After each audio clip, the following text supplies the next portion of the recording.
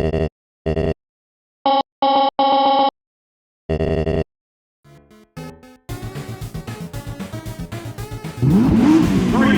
two, one, go!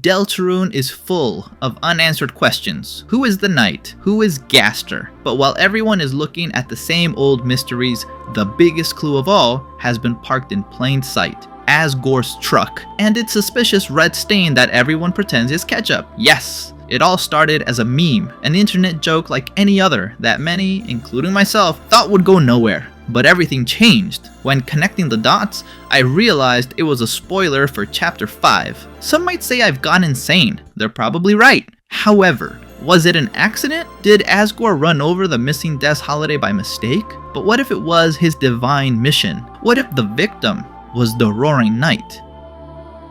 From Asgore's dismissal as police chief to the revelation that Des is in fact the Knight, I think, to the flower shop that's secretly a distillery for creating the legendary 7 Cold Ones, all the way to the shocking truth that this was all motivated by a very specific phobia, Desphobia. Not to mention one of the most important elements in all of Deltarune that no one has talked about, Togor Dreamer, Asgore's lost son, who, if this theory is correct, will make his appearance in Chapter 5. But what does all this lead to?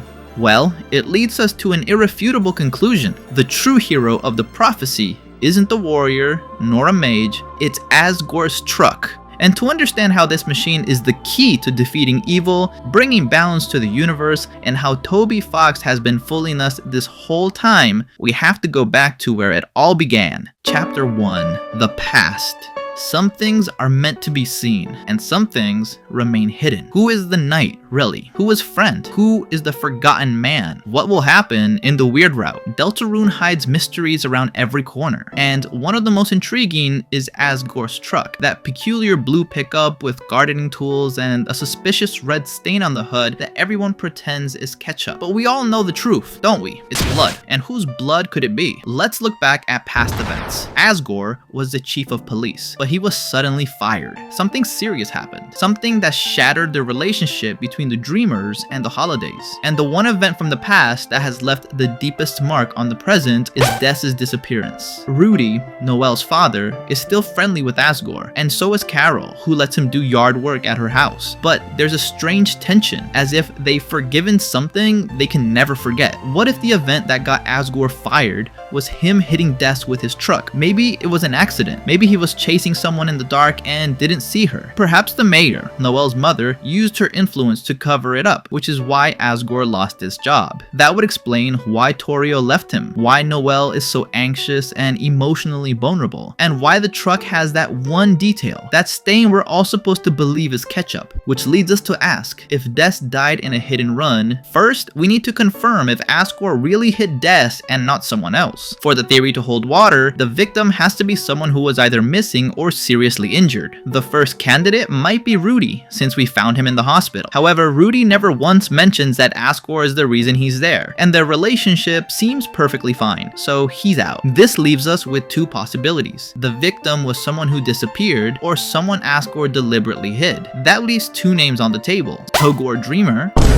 and Des Holiday. Togor, however, is immediately ruled out. Asgore would never run over his favorite son. We all know that among some other OCs named Chips and Asweel, Togor is the undisputed favorite. It's so obvious that before he'd ever hurt Togor, Asgore would rather become the king of some mountain named Ebot or something and dedicate his life to eliminating humans to become a god, which thankfully has never happened. So the only candidate left is Des Holiday. Des is a character who seems to have been erased from the town's collective memory, with the sole exception of Noelle, who still remembers her name and many details about her. She's even tried searching for her online. The reason for this is that Noelle has an elongated head similar to a baguette, and as we all know, people with long heads are incredibly intelligent. It's no surprise then that Noelle is smart enough to retain the memory of Des when everyone else has forgotten. The inevitable question is, why Des? Out of all the characters, what reason would Asgore have to run her over? The answer is actually very simple. Des is the knight.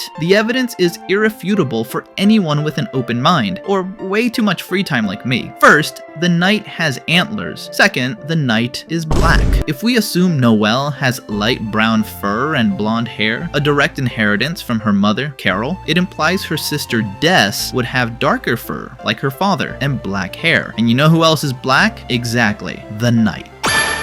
The Titan's friend and that weird jazz guy whose name I can't remember too, but for the sake of the theory, we'll ignore them. Now we can understand why Asgore hit her, right? On one hand, he hit Des because she was the knight, an evil being with evil villainous plans to destroy the world and bring about the roaring. I mean, they're called the Roaring Knight for a reason. They go roar! They probably love dinosaurs and went to see the latest Jurassic Park movie. We should ask them what they thought. But more importantly, all signs point to Asgore's truck, and by extension Asgore himself, having Desphobia, a phobia of anyone named Des. I don't mean to offend anyone who holds him in high regard by saying this. Yes, under the convenient excuse that Des was evil, which is completely true. Des is the most evil being in the world. Asgore ruthlessly ran her down. Desert evil is clear from how she defeated the entire fungus gang, Snailseye, Chips, and Snoutsy. This undoubtedly makes her a top-tier villain, even more dangerous than Flowey. How Asgore managed to hit her remains a mystery, but the most accepted theories suggest he had the invaluable help of the 7 cold ones. With these, Asgore could have been drunk enough to drive full throttle at Des without hitting the brakes. But where did the 7 cold ones come from? Well, after much research and a few unorthodox experiments, I discovered that yes, you can make beer with flowers. If you prepare a wort with grain to get the sugars the yeast needs, then add the flowers to release their flavor and aroma, either during the boil or after, depending on the desired effect. You just let it ferment until the sugar turns into alcohol.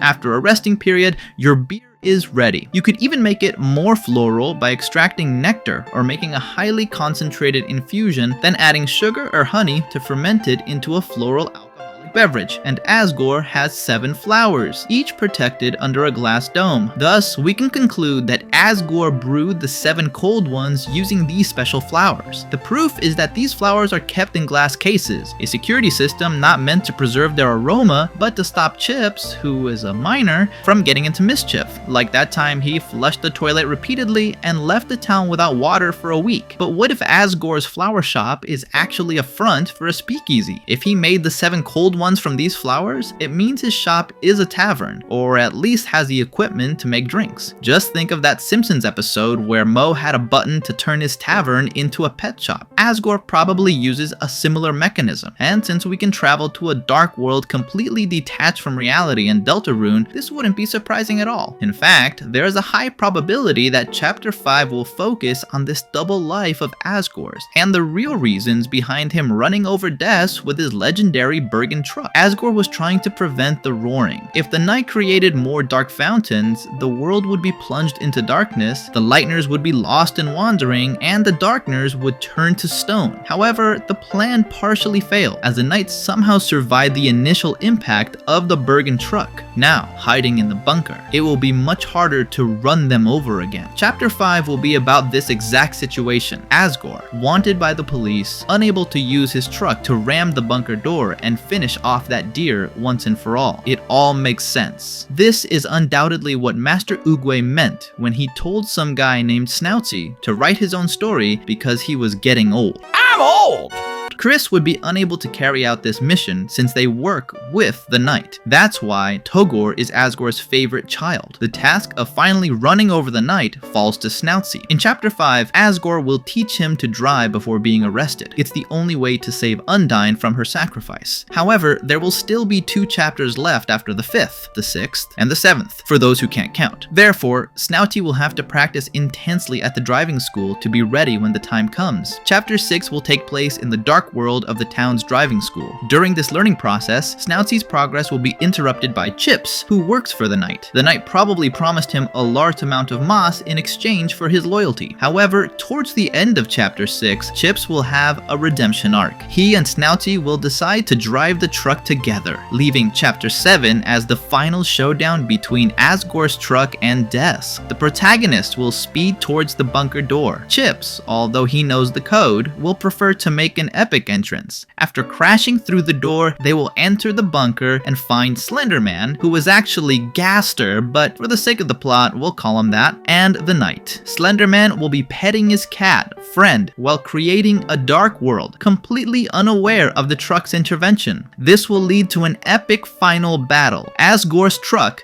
driven by Snoutsy and Chips, versus Slenderman and the Knight, the final bosses of the game. With both of them run over, the Deltarune prophecy will be fulfilled. In the midst of the celebration, Asgore's Force Ghost will appear, proud of his son and his apprentice. At that moment, Chris will put on the Knight's helmet, look directly at the camera, breaking the 4th wall, and declare in a deep, reverberating voice, "I am the Deltarune."